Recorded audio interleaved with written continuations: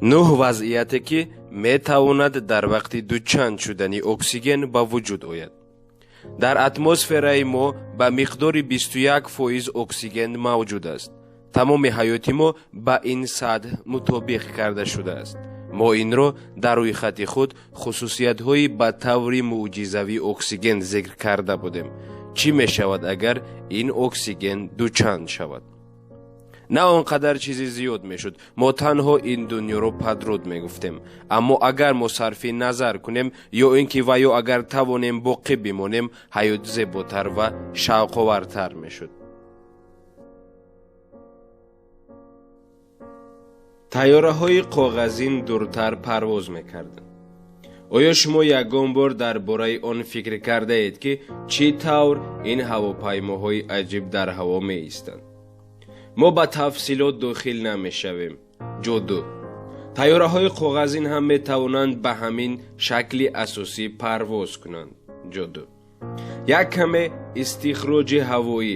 агар мо хоҳем ки ин тайёраҳо бо печонидани коғаз тайёршуда дуртар парвоз кунанд, мо бояд ба ин асос диққати махсус бояд диҳем. ин асос бошад ба он як шакл диҳем ки дар ҳаво бо муқовимати камтар рӯбарӯ шавад. агар сода кардан лозим шавад, вақте ки шумо дар ҳоли ҳаракати нақлиёти худ дастҳоятонро ба берун бароред, дасти шумо ба қафо тела дода мешавад ва ин муқовиматест ки шумо бар ҷараёни ҳавоӣ эҷод мекунед. дар асл агар шумо дастҳоятонро ба ҷараёни ҳаво дар кунҷи рост ё нодуруст гузоред, эҳсос мекунед ки дастонатон ба поён тела карда мешавад. инҳо ҳамеша мушкилоти аэродинамикӣ мебошанд. чизи дигаре ки мо метавонем ҳавопаймоҳои аз коғаз тайёршударо дуртар фиристонем, ин афзоиш додани фишори ҳаво дар атроф аст, на ин ки нисбати ҳаво тобовар будани онҳо. вақте ки оксиген дучанд мешавад, фишори ҳаво дар муҳити атроф, яъне атмосфера баланд мешавад ва ҳар чизе ки шумо ба ҳаво мефиристоед ё ин ки мепартоед, аз маъмули тӯл мекашад ва дар ҳаво бисёртар боз мегардад. нақлиётҳои шумо бо як сӯзишворӣ пурра бисёртар роҳ тай мекунад. биёед ба таври мухтасар ба шумо нақл кунам ки нақлиёт чӣ гуна ҳаракат мекунад. боз мо дар ин бора нисбати ҳавопаймо бештар медонем. имрӯзҳо ҳамаи мошинҳо ё ин ки нақлиётҳои роҳрав бо истилоҳи мошинҳои барқӣ дорои муҳаррики сӯхтори дохилианд. муҳаррики дорои сӯзиши дохилӣ чӣ маъно дорад? замоне ки шумо ба нуқтаи фурӯши сӯзишворӣ меравед, сӯзишворие ки шумо харидорӣ мекунед, ӯ ба туфайли қубурҳо ва системаҳои сӯзишворӣ вориди муҳаррики мошини шумо мегардад ва бо пистонҳо ворид мешавад. дар ин ҷо сӯзишворие ки аз шӯълаи шарори пароканда мешавад, бо оксиген якҷоя шуда месӯзад ва дар натиҷаи ин сӯхтори гармӣ ва фишор ба вуҷуд меояд. ва ин бошад пистонҳоро тела дода энергияи ҳаракатро ба вуҷуд меорад. нуқтаҳои фурӯзиши сӯзишворӣ тақрибан 10 навъ маҳсулот доранд ки дар онҳо дизел, бензин ё чизе дида мешавад. вақте ки сӯхтани сӯзишворӣ афзоиш меёбад, он метавонад фишори баландтарро ба сӯзишворӣ камтар эҷод кунад ва ин маънои энергияи ҳаракатро дорад. пас оксиген чист? агар шумо оксигенро ба алангаи оташ бошед, шумо мебинед ки сӯхтани оташ қавитар мешавад. агар миқдори оксиген ба паристон зиёд шавад, миқдори ҳамон ё камтар аз ҳамон сӯзишворӣ ба таври қавӣ сӯзонида мешавад ва мошинҳои мо аз 2000 то 3000 километр ё бештар аз он роҳро бо як зарф ё ин ки бак сӯзишворӣ тай мекунанд.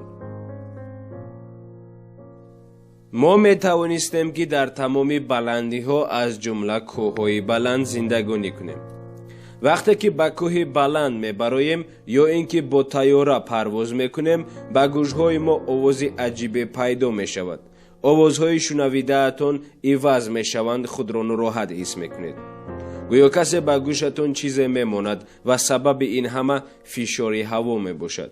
ин метавонад хабари ҳайратангез бошад, аммо фишори ҳаво ба оксиген дар тамоми ҷаҳон якхел нест. البته در این جهانی که جنگل ها را بسیار به قتل میرسانند، نفرانی که این را به طور مقرری قبول میکنند خواهد بود. این نتیجه ها قتل جنگل ها می باشد. این نه تنها قتل جنگل ها می باشد، نظر به جغرافیه های سطح بحری مقدار اکسیژن در بلندی ها کمتر است. از همین رو در قله های کوههای بلند مثلا هیمالای یا اینکه اسماعیلی سامانی که بلندیشان زیاده از 7000 متر است، جانورانی استخوان‌دار زندگانی نمی‌کنند. اگر زندگی کنند هم مدتی دراز زندگی کردن نمی‌توانند و می‌میرند. برای زندگی در چنین جایهای بلند، جایی که اکسیژن کم است، و ما گموگلوبین بیشتر لازم می‌شود. گموگلوبین باشد اکسیژنی که در خون ما وجود دارد به ارگان‌ها انتقال می‌دهد. دلیل آن که با ما در جایهایی که اکسیژن کم نفس کشیدن خیلی دشوار است، چون که گموگلوبین مقدار اکسیژن کافی را به ارگان‌ها انتقال داده نمی‌تواند. در راه موازنت کردن دو راه وجود دارد. اول گموگلوبین را افزایش می‌دهید و با شما کارگران زیاد در کار می‌شود تا بر عوض کشانیدن 100 اکسیژن 1000 اکسیژن بکشند. راه دوم این بسیار بودن اکسیژن است. در این وضعیت شما با گموگلوبین احتیاج نشده در بلندی ها نیز زندگی کرده می توانید. باید خطا نفهمیم، حداقل کمی هم باشد با اکسیژن احتیاج داریم، وگرنه می میریم. با حشرات های بزرگ یا اینکه عظیم یکجا زندگی میکردیم. نظریه های در این باره پیشنهاد شده هنوز ثابت نشدند، زیرا یگان بار سنگ های پالئوزویی پیدا نشده است. اما تحقیقات نشان میدهد که بین اندازه حشرات و مقدار اکسیژن در هوا یک قطار خطی وجود دارد.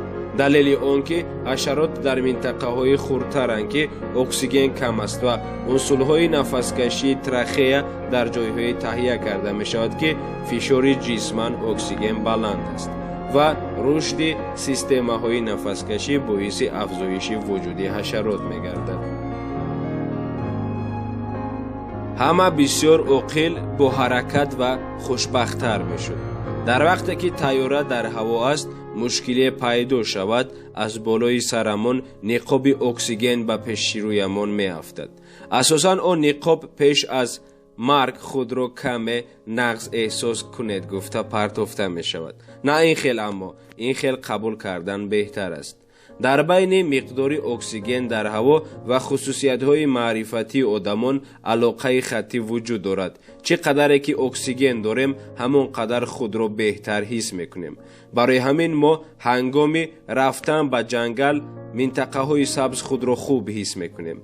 بله، مادرهای ما نیز میگویند که تازگی اشتها می آورد. از بس که اکسیژن بر زیاد مقدار انرژی استعمال کننده بدن را زیاد می کند، ما می توانیم وجود خود را همچون محرک سوزشواری داخلی فکر کنیم و زود گرسنه می شویم. اگر مقدار اکسیژن در اتمسفر افزایش یابد، ورزشگران المپی از رکوردهای خود خیلی بالاتر خواهند بود و آدمان عادی، من و شما می توانستیم بدون آب و تاب بدن صاحب وجود خیلی زیبا بگشتیم. کمتر بیمار می شدیم. باره ما فکر می کردیم که سیستم ایمنی ما از اکسیژن مستقل کار می کند و بدون نفهمیدن آن ما خود را از آن فخر می کردیم.